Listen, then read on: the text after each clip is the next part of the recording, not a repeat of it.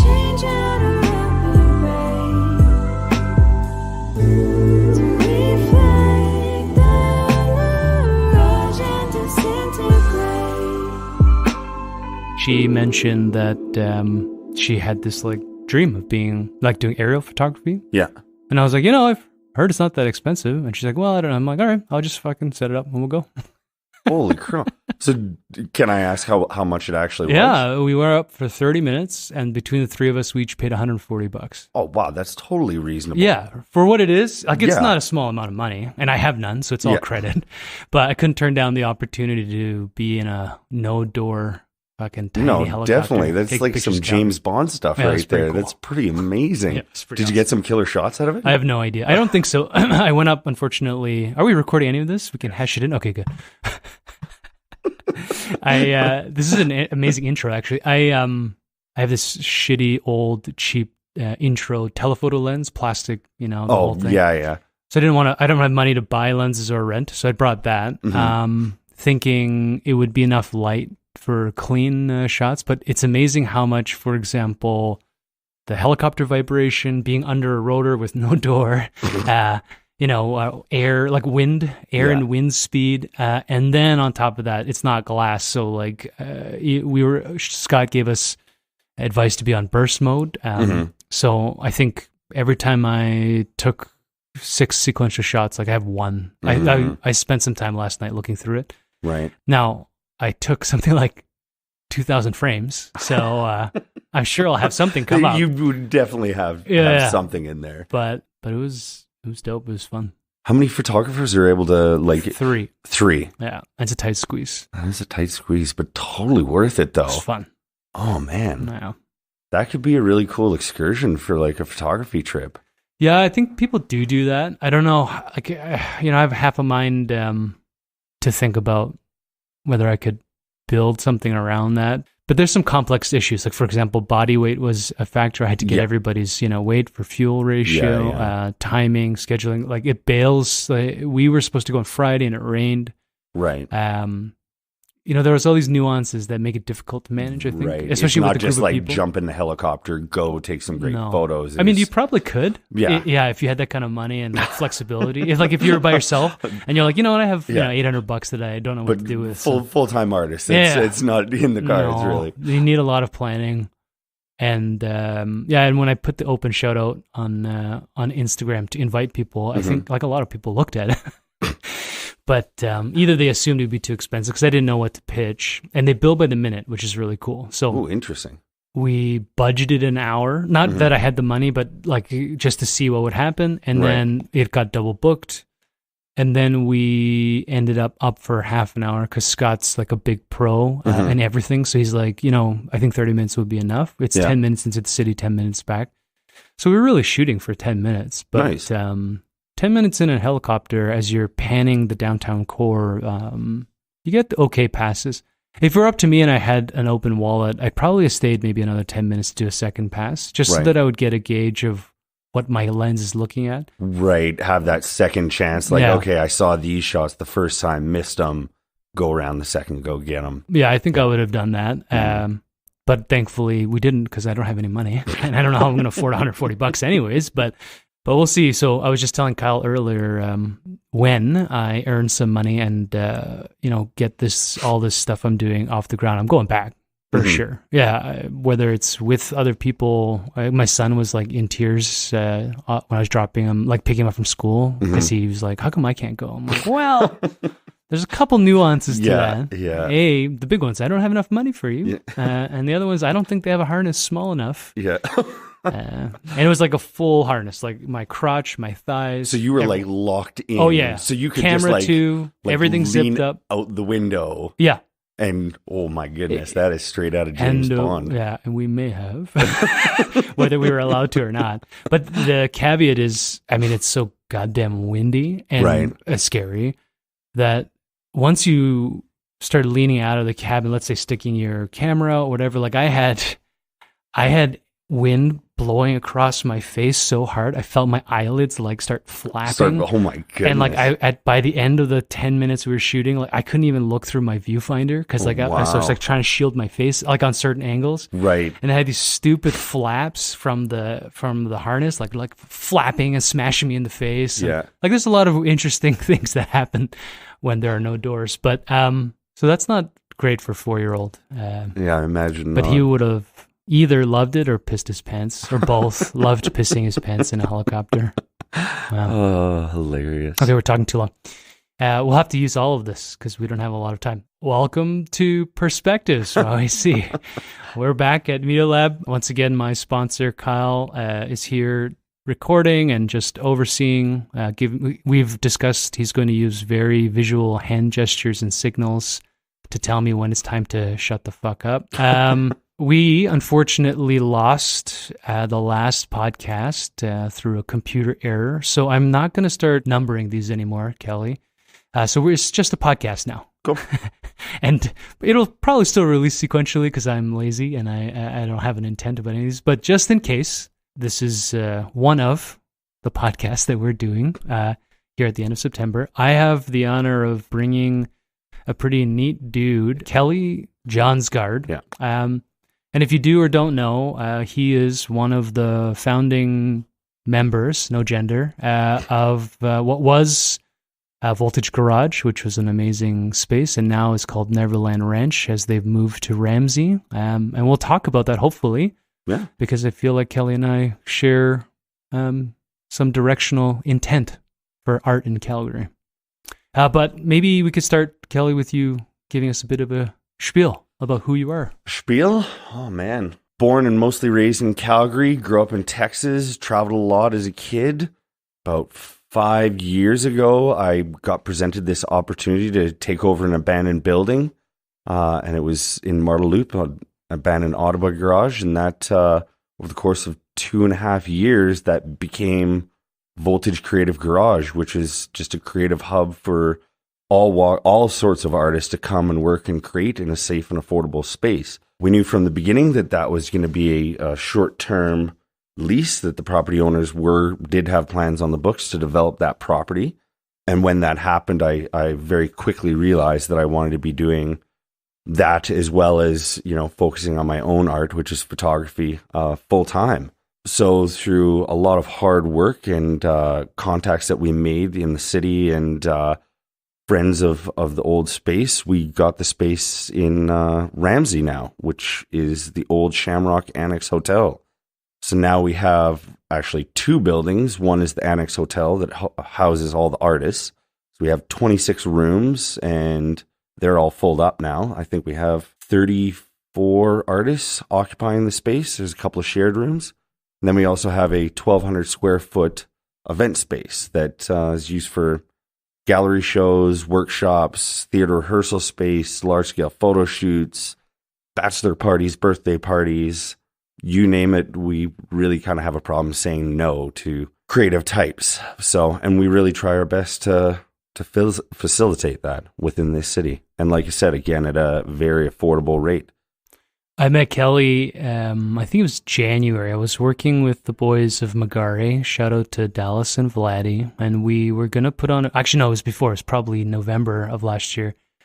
And we were going to put up a show at Rodney's Oyster House. And the theme was going to be this big multimedia event, live painting, the whole show. And honestly, it was pretty cool. But one thing that Dallas, the creative dude, he was 18, which is nuts. They're like crazy talented and super young. Yeah, it's which crazy. is actually really inspiring in this city to see young people so engaged in doing art like that. So Dallas goes, we absolutely need old CRT TVs. And I'm like, fuck, man, like now you're hearkening back to my generational memories. But that stuff is hard to come by. And I can't remember whether I wanted to reach out to you guys directly. I mean, I reached out on their behalf, but I don't remember if I was the one who knew that Voltage must have something like that. But I reached out to you guys and you met me at the yet undeveloped Shamrock. So, flippantly, how many stars would you have said that it would have been rated prior to you getting there? Oh man, I think it would have been in the negatives. I think it would have been like -1.5 stars. It was likely you saw it. humanly occupied, but Yeah. not by paying customers. I Yeah, think. that was interesting days. Oh, dude, in the show space, it was literally boarded up. You had Yeah. to bring a fucking drill to let me in. That's right too. Yeah. Yeah, because it was still all the locks were wore out, and we were just screwing everything closed, and none of the power was working. It And was unreal, man. yeah, it's crazy to think how far it's come. Well, that's the thing. I mean, to finish the anecdote, we walk in and it's just, I mean, it's a dump. But amidst all of the refuge, I think they both work, maybe not, are these CRT TVs, and you lent them to us, which I wanted to bring up just, in terms of the spirit of what I want the art scene in Calgary to actually be. But B, I came by when you guys kind of launched, but did that big block party a couple of weeks ago. Oh, right, the Bangarang block party. And Kelly, I can't, it's unfathomable what you do at that place. I mean, not only is the junk and there's a working door, but it actually looks like a beautiful, pristine gallery. I mean, you guys are all artists, so of course you can make it look pretty, but you guys put a lot of work there, man. We did, and we're very, very fortunate that so many artists within the space and people that come by the space are willing to help out. And more often than not, the artists occupying the space come from trades backgrounds. Corey being a master electrician, Wyatt being certified in HVAC and refrigeration and that kind of thing.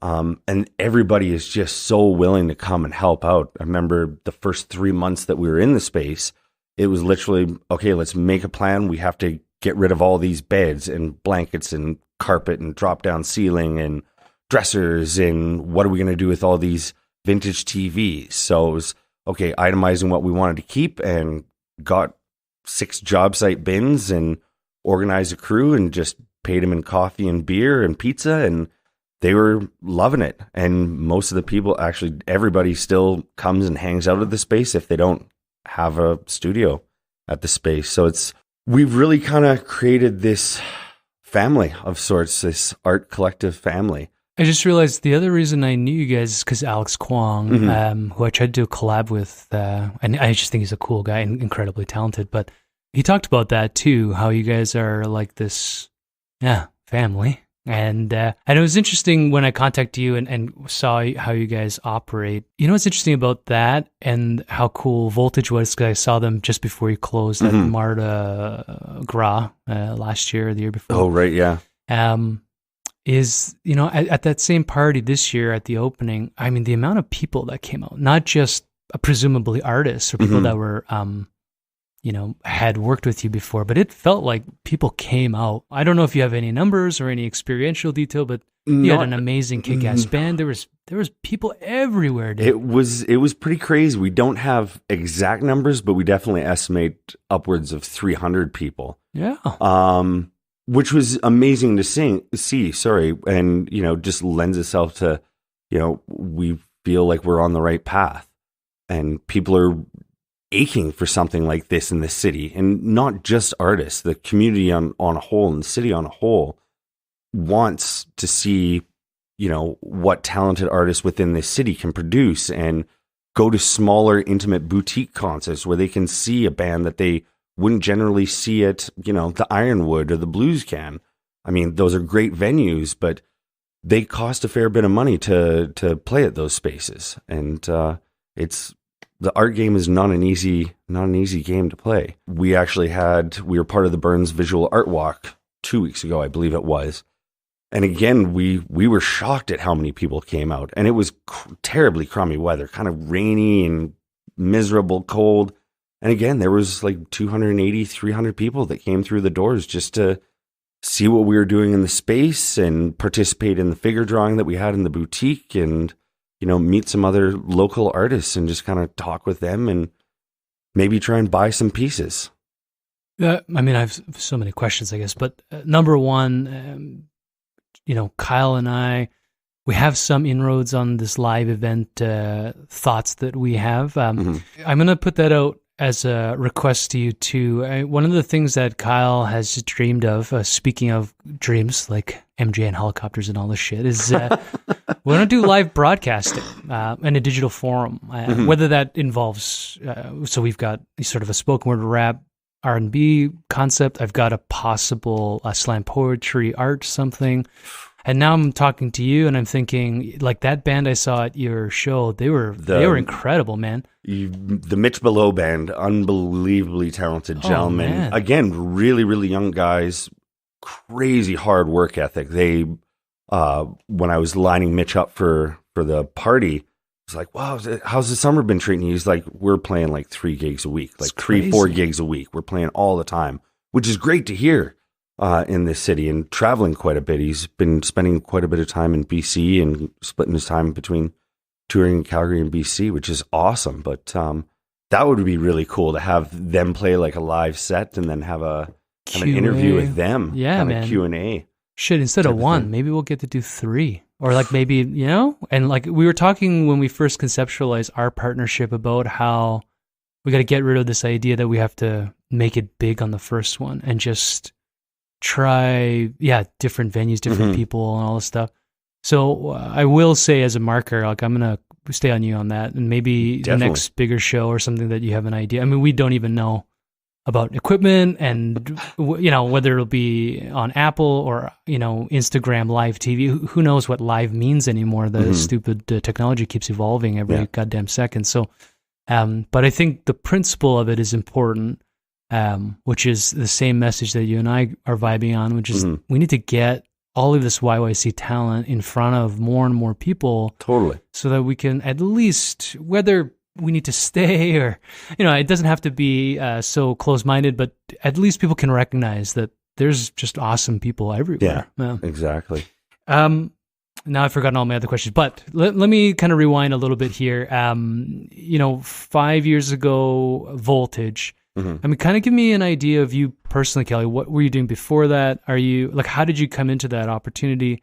And maybe even preceding that, like, what's your relationship with art, photography, all of that sort of creative side? Well, I guess that my background in art is I've just always been a very, very creative person. My dad was a carpenter, so I always used to just hang on his hip and he'd show me how to build things. My mother always had a completely fully manual Canon camera on her hip, so whenever we'd be traveling, she'd be taking, you know, the family photos. 35, and it was just, you know, getting enrolled in art classes and you know stuff like that growing up. And it wasn't getting a new PlayStation 2 or PlayStation 1, I guess it would be back then. It was like, here's an art book for Christmas. Like, you're bored, go draw. You know, we didn't have cable. It was very, very simple childhood growing up. So I was always kind of creating and entertaining myself with my hands and just playing in the dirt or drawing or reading or building something with dad or stuff like that. So I've always had that creative spirit in me. And then just been fortunate enough that most of my friends are artists in one medium or another, whether it's musicians or other photographers or painters. So just kind of always gravitated towards the creative spirit. Did you end up studying it or working in it prior to Voltage? Or Nope, not at all. The way I got into photography was, oddly enough, I was doing a contracting job and a gentleman couldn't pay me the full amount, and he had this full film set that he was like, well, you know, if you take that on trade, like, go take it in, get it appraised. And it turned out it was a really good set, and oddly enough, I still actually, that's what I was shooting with last night at 4 or this morning. I can't let that go. Yeah. Yeah, it's a great workhorse. Still takes amazing photos. So you started in film. I started in film, and I shot with film for probably about 4 years. Just wanted to learn as much as I could. You do your own darkroom stuff, or? I'm going to start doing it because Wyatt Bronson has a darkroom in the Nvrlnd studios. So yeah, he gave me a sneak peek. He's generous enough to kind of teach me his ways. So I'm going to be his Padawan and learn how to develop my own stuff. So just a quick, very exciting. Quick shout out to Wyatt. He sent like some of those pictures he took on mountaintops recently with that big old. Is it a full frame or I don't know? Yeah, it's that thing is insane. God, those are good pictures. So good. He is just unbelievably talented. Well, yeah. I mean, speaking of Wyatt, so we got this film camera. We're a creative person, but it sounds like you were contracting and actually making, human dollars. Obviously I had a day job. I've had a day job for quite a while, and I guess the way the Voltage Studio started was I just got sick and tired of running a woodworking shop. I was a foreman at a woodworking shop, and I was just miserable all the time and working crazy hours. So I quit my job, and I didn't have a job for 2 months. And within those 2 months, my former business partner, Andrew Llewellyn, asked me what I really wanted to do. And I said, well, I kind of got this crazy idea for like a multimedia art studio. I was like, it could just house everybody in maybe like a small event space. And, I was just sick and tired of hearing all my friends, oh, I got to go to Toronto or Vancouver or down in the States somewhere to get a studio, and there's no space in Calgary, and there's no forums to, showcase my work. I can't afford to spend all that money at a gallery and lose 60% of what I would sell the piece for. So within 2 weeks of her asking me that, she had lined up meetings with the property owner, Marteloup BRZ, and the city. And we essentially had, within a week, we had to get like a business plan ready, business model, all that fun stuff, and pitch it to these people to see if they would actually go for it. So it was the two of you to start? It was literally just the two of us to start at Voltage Creative Garage. And lo and behold, surprise, they went for it. So then it was like, okay, now we have bills and a 3,000 square foot building that nothing really works. Yeah. And like everything is broken. So then I realized, well, I can't pay for stuff if I don't have a job. So unfortunately I had to get a job again, which is great. They knew my situation. They knew that my passion was the studio and I probably wouldn't be around forever. So for the first year, all we did was spend money on permits and licensing and fixing the building, because it was, the building permit cost $900. So it's like, okay, we have to save up for a month and then we can apply for the building permit. And then while we're waiting on to hear from the city, we'd be fixing the roof or fixing broken windows or salvaging desks and chairs or, drafting tables or any number of things. Canvas from garage sales. And then just slowly started meeting more artists that wanted studio space. And one of the first artists to actually approach us was Alex Kwong. He was painting a food truck, Soul Food Kitchen, I believe it was. And he wanted to pull it inside the building, but unfortunately it didn't fit. He painted it outside on the parking lot, and it was just a safe place that he could store his gear inside and not have to worry about hauling it back and forth and come and go as he pleased. And he painted the truck, and he's like, so what's the deal with studio space? And kind of gave him the pitch and built him a little 12 by 14 foot cubicle. And then Megan Jench came on board, and then it just kind of exponential growth from there and kept growing and growing. We had, at the peak, I think we had 8 artists in the back, and we were booking about 16 events a month in the event space, all sorts of events, which is amazing. So it was really great to see. It was sad to see it go, but fortunately for us, we were able to get another space, and I'm able to keep doing this, and now full time. Yeah, like running into you guys, it's inspiring. I mean, I think, especially the way that my life is unfolding, as I keep repeating, I am not a planned person, and I have absolutely no idea what I'm doing. And so when I get this intuition for myself to kind of be in art and do this sort of thing, and then that intuition became similar to yours, kind of, what can I do to facilitate other people, either, to be presented, to be out, to connect with other people. Running into Voltage at the time, running into Alex, then running into you, working with 18-year-old kids. They're starting a streetwear reselling company and hypeware and all, whatever the terms they're using now. But I did get dope from them, so I'm eternally grateful to be able to speak like a kid, marginally. It's amazing, and it also, I think we talked about this at the coffee shop last week. Whether we're preaching to the converted by talking to each other, there is a sense that your success tells us that what we're doing right now has some kind of root structure here. Whatever the reputation of Calgary is on the top surface level of, whatever it is. Mm-hmm. What we're seeing, at least where we occupy, like you got 300 people to an opening at your new space. Mm-hmm. That says something, you know? Yeah, I really got to start taking more time and stepping back and appreciating that, for the simple fact that like myself and Corey are there all the time. So we're just so Get inside. entrenched in it that it's like, okay, well, we have to set the space up for this event, and then we have meetings or whatever it is. So it's always just moving forward on to the next thing, which is great. Don't get me wrong. I absolutely love it.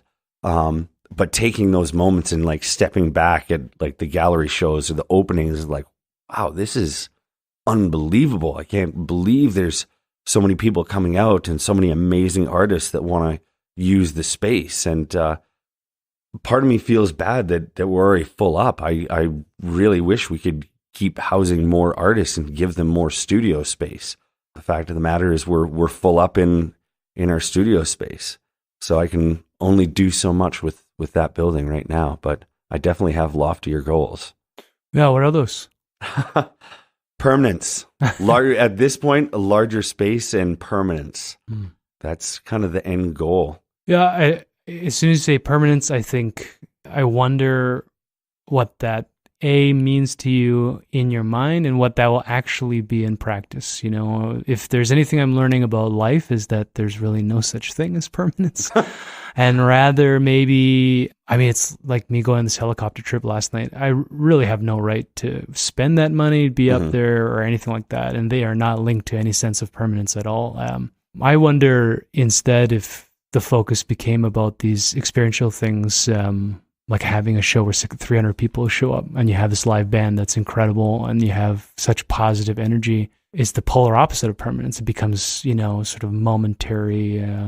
It kind of shades this thought I'm having, and I don't know how comfortable you'll be to talk about this angle. We talked a little bit about this last week at the coffee shop too, which is about money. And it's about whether any of this is in fact sellable, sustainable. Yeah.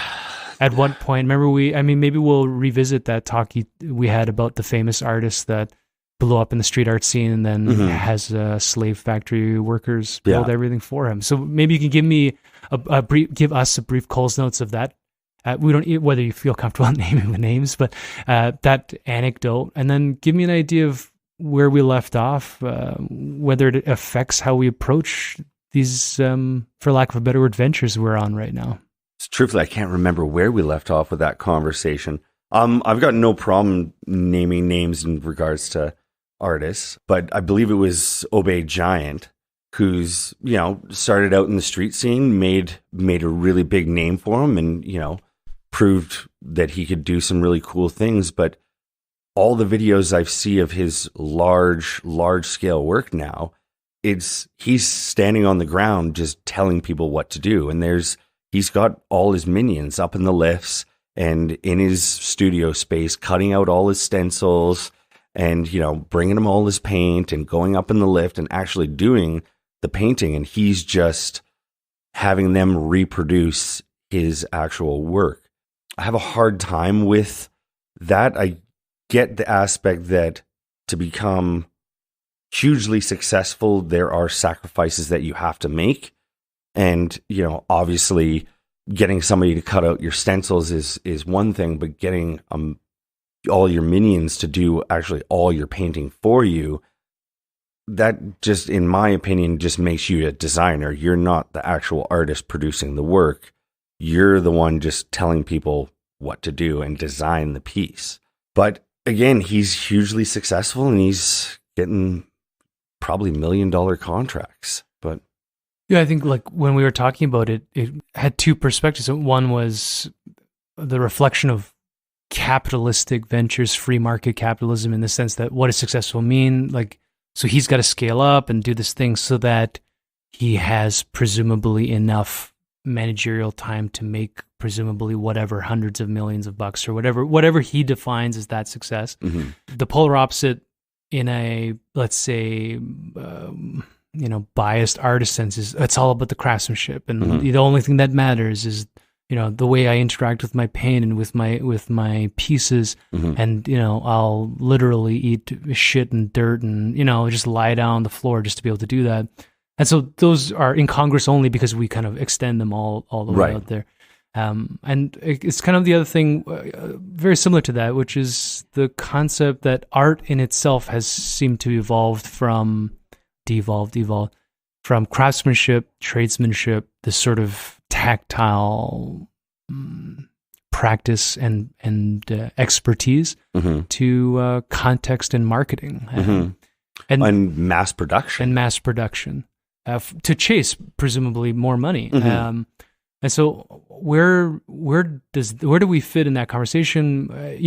Last night after I got when I was getting out of the minivan with MJ, with Michelle Johnson, so if that beginning bit of the helicopter goes in, she was in the helicopter with me and we built that helicopter ride for her. But, she was giving me a bit of a press about the way I talk essentially like a pseudo socialist and I hate money. And I know that I need to find a way to capitalize this stuff, be it the podcast, the magazine, the art shows, in a way that I can pay for my family to survive and that we can eat and we could do XYZ. Maybe, give money back to the artists who are helping me out with this venture.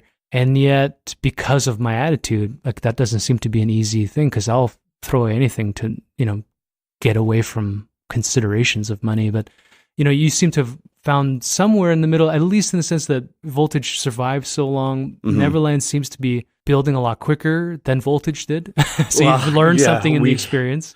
We definitely have like I said, it lends itself back to the family. We have a lot of people putting in a lot of work. And the artists are, basically taking care of their own space. In regards to, I guess, the sustainability of that, the hardest part is the double-edged sword is the greed of the corporations of this city, view their property and they're more often than not willing to take risks on a business that doesn't fit into a stereotypical business model. It was probably one of the largest problems we've run into is, we don't really fit into any mold for a business model or business classification, especially for the city's views.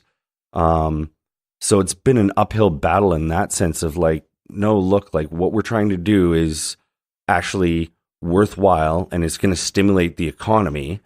And, all you need to do is just take a chance and, give us a little bit of a break with the rent, which thank goodness the city has definitely been willing to do and helped us out with giving us a partially subsidized rent, which has allowed us a lot of opportunities to, one, just get the space up and running, and then kind of build the artist bank and get the artists in the space. But that has definitely been the hardest part is changing the corporate world's mind on how artists actually operate, because there seems to be a stigmatism towards artists on a whole that, we just want to have parties and we stay up late and, we're not actually producing anything and we have no value.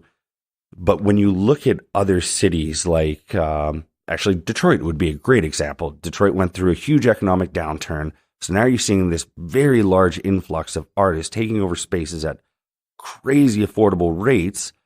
And then what's going to happen there is the property owners or property managers or property management companies are going to come in and start realizing, oh, well, these properties are worth money. So I'm going to buy them up, force the artists out, and then put up new condos and whatnot.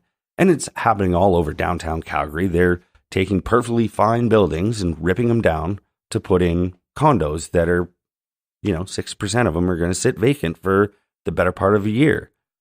Probably longer than that. Probably longer. So will we ever get around that? I really hope so. That is definitely one thing that we're trying to do at Nvrlnd is, change people's minds that, art has a value. You can't just pay an artist in favors. That's not going to pay their bills. You have to pay them money so that they can pay their bills. And, part of their bills are towards us. And then we can pay our bills to the city. And then the neighborhood looks great because we're going to be putting murals on the building. And hopefully by doing that, the city realizes, well, maybe we don't need to rip down that building. Maybe they can keep that building and keep growing and flourishing.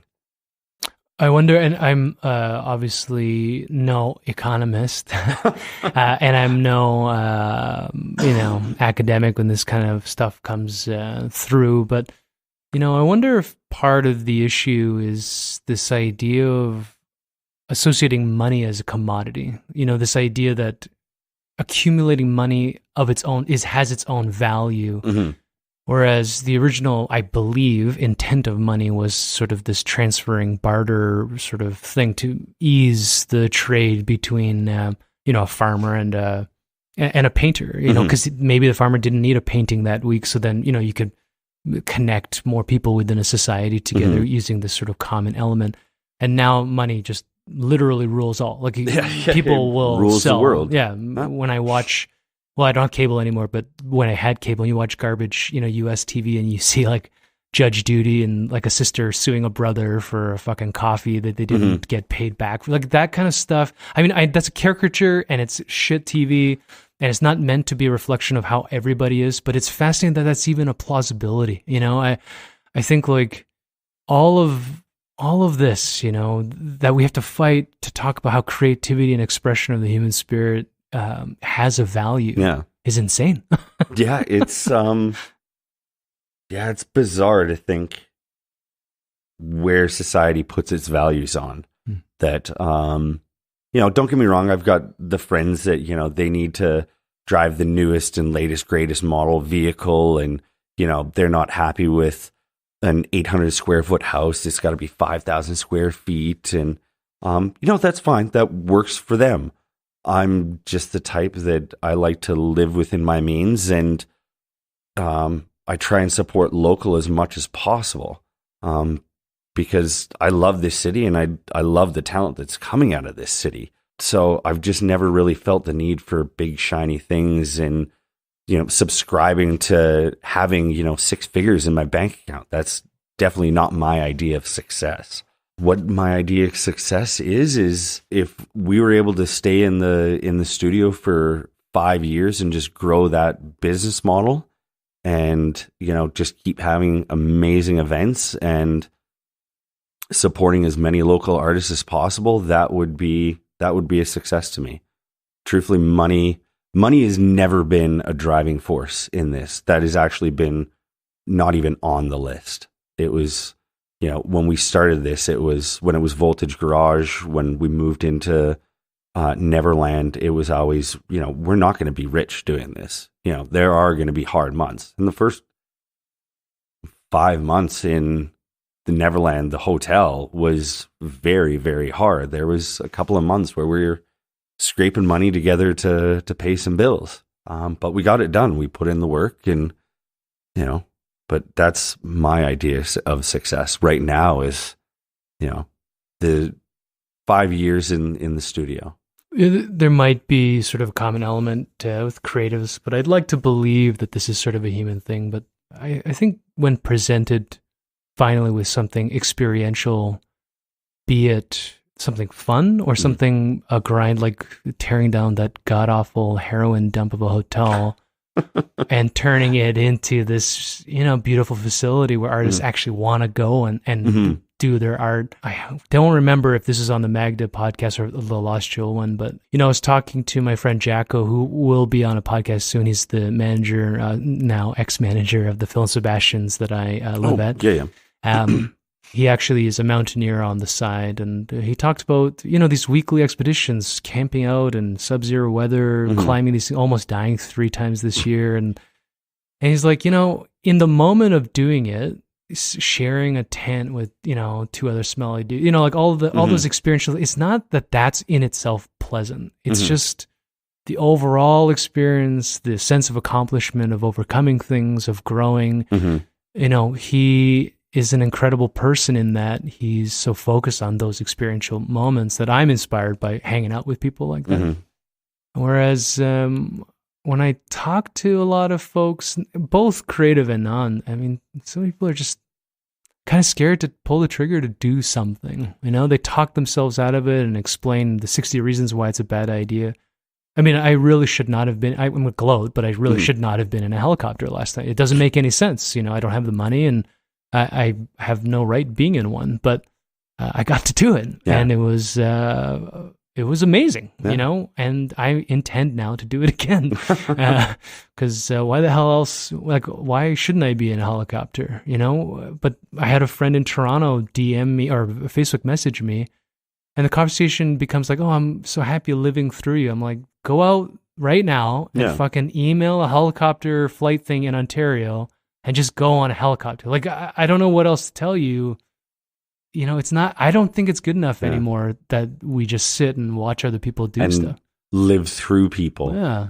That is kind of where society has gone, is with everything being so easily accessible at your fingertips, whether it's Facebook or Instagram or YouTube, or, you know, you have these false idols, I guess, that people look up to, like the Kardashians, like, oh, their lives are so amazing, and oh, I live my life watching them. It's like, well, you're not actually living your life. In my opinion, you're not actually living your life. You're just, you know, sitting there, you know, pining over what you could have, and you're just too afraid, like you said, to pull the trigger. Like, all you have to do is just put the remote down and take a chance, and you might surprise yourself at what you can actually accomplish if you put down the goddamn remote and get outside and go do something. You know, maybe you're not riding in a helicopter. Maybe you're just going for like a brief little hike in the mountains, or, you know, going to see a band that you never would have gone and seen on an open jam night or something like that. I'm grinning here because I just realized we're just three grumpy old men, like in a fucking sitcom, right? And just be like, "Get off your yes," or like Clint Eastwood, like, "Get off my fucking lawn," you know. Let's go do something, you little bastards. But you know what's fascinating? Like, I'm identifying so much with that. I mean, I am a parent, but you know, the tropes of, you know, old people telling young people to stop fucking about and just get out and do something. But what's interesting is, like we mentioned earlier, I'm meeting 18-year-olds, 20-year-olds that got the message. And, you know, they're going to be in for hard times. You know? Totally. You know, life isn't meant to be pleasant in a laid back kind of, I get everything I want kind of way. But rather, I think, you know, we're experiencing this. I want to assume that life is more about all of the things that we get to be part of, rather than kind of control or expect or plan for, really. I think I think we got to mic you up, Kyle, moving forward. We got to find a way to get you a third mic. But, you know, Kyle reaching out to me after the magazine came out, and I don't know if you remember this, but our first conversation was revolved around how the intent of Media Lab was for creatives, but the reality was corporate, you know, to get it off the ground, you know. But Kyle came and met me. He didn't just think about it or see other, you know, media centers like, oh, they're doing a really cool job, man. Good job. You know, like, I'm going to like that picture. Slow clap. Yeah. Slow clap. No, well, now we're doing this. I mean, fuck, Kyle's not getting paid, but we're going to figure that out. Like, I'm honestly going to figure out something. I don't know if that's true. I mean, I'm going to try. We'll see. We'll see what happens next. But, you know, all the people I'm meeting right now, I think are the types of people that aren't satisfied clicking pictures. I mean, everybody's on social media. We're all liking or unliking stuff. And if it's not social media, it's television, it's ads, it's billboards. Like, you know, we're inundated with messages and brainwashing. But that's okay too. You know, I think rather than doing what I used to do in my youth, which is definitely tell everybody they're doing everything wrong. I am noticing, you know, for myself and through this growth process and hanging out with guys like you, Kelly, like, it's like, you know, I just want to be inspired to make that next step, whatever that next step may be. So listening to you build the Shamrock into this art space makes me think, you know, I need to do something similar. Not like the same, but I just need to put my energy somewhere there where I can find a venue. Maybe work with you, like we talked about, putting on a show, you know, whether it's in February, like we talked about, or something. And then now we'll have Kyle there and we'll do an interview, and maybe it'll be live, and maybe through those experiments, it'll suddenly turn into, you know, venture 3, 4, 5, 6, 7, or 8. Well, it's funny saying that, just like the topic that we're kind of on of just getting out there and doing stuff. I feel a lot of people have this fear that they need to do it perfect or right, or it has to be this big, grand thing. And one of the new board members on the team, Carson Rublin, is extremely talented jazz musician in the city. You know, when we first moved into the space, we had all these ideas. You know, the Bangarang party we were gonna have like 5 food trucks and like 6 bands, and it was gonna be this extravagant thing. He's like, guys, like, it doesn't have to be this big, great thing. Like, let's do more for less cost and see what happens. Because then once you start doing that, you start having more gallery shows and you start having more boutique shows and, you know, getting more artists in the space, but we're not actually exerting more energy or spending more money to do it. You know, you can produce more stuff and make more people aware of what's going on within the space. So it's just, you know, keep it simple and just take that jump, and just, you'd be surprised at what you can do with on a general. I feel like we're scripting because we're running out of time, and that was a great concluding statement. I just wanted to quickly observe, of course, there's a jazz musician that had that insight. It's just cool. I've always had a connection to jazz in general, and now with my hip hop, it's all this indie jazz influenced, melodic stuff. But that idea of experimentation being about the process of getting things wrong, as opposed to, like you said, being right off the bat. Yeah. And my classic, now probably every podcast, you know, the Yoda line, do or do not. There is no try. Fuck, man. Okay, so we got to wrap. This one will be interesting to edit because I wasted a lot of time going here and there, but it's going to be fun. You got a lot of stuff new. So is there anything, presumably, let's say, going into Christmas that you really want to shout out, or any kind of big projects that are worth sort of promoting? Just off the top of my head, John F. Ross's show this weekend, Barry Lauren's show this weekend. That's about it off the top of my head. Okay. But those will likely be over by the time this comes out. But I will say this. I mean, I think if anyone listening to this hasn't been to Nvrlnd, that's Nvrlnd with no vowels. Check them out on Instagram and just go to their place. I wish I had taken pictures when I was there first so you could see what an incredible evolution has already occurred. But I also want to thank you, Kelly, not only for coming out today, but just kind of like being my friend. I think considering the story of what you guys accomplished and what Voltage was when I met you, the fact that you would even take the time to try to find CRT TVs for a couple of kids that were trying to start up fast. I think it says a lot about what you guys are trying to do. Yeah, well, thank you very much for having me on the show, and just hanging out and talking art, because I absolutely love this stuff. This is kind of my life now. So yeah, we're gonna build something. I don't know what it is. We're definitely gonna do something together. Yeah, I can feel it. I can feel it. And Kyle, Mr. I don't need a mic. Kyle here. Too good for a microphone. Too good. I don't need to fucking talk to you guys while I'm sitting here. No.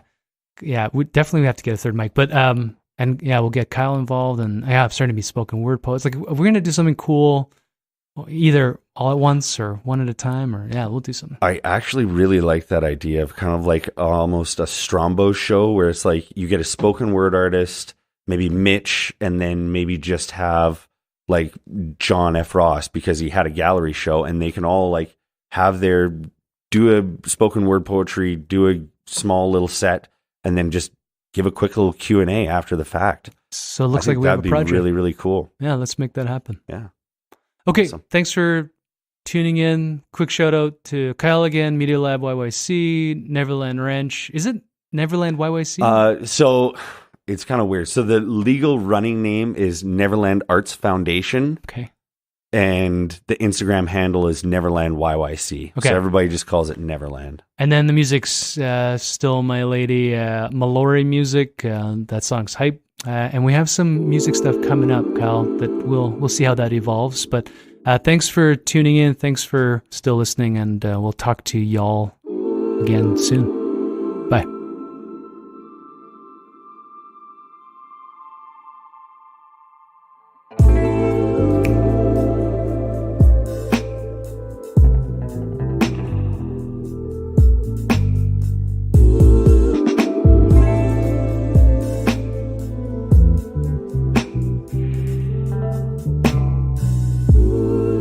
It was a long time coming. Do you Guess I never felt nothing. Tangled in thoughts of that feeling. How could you be so deceiving? The subtle touches, the scent sparks. Her kiss was stolen in the dark. Was there a glimmer in your eyes, or is it just like me to romanticize? Wish I didn't go.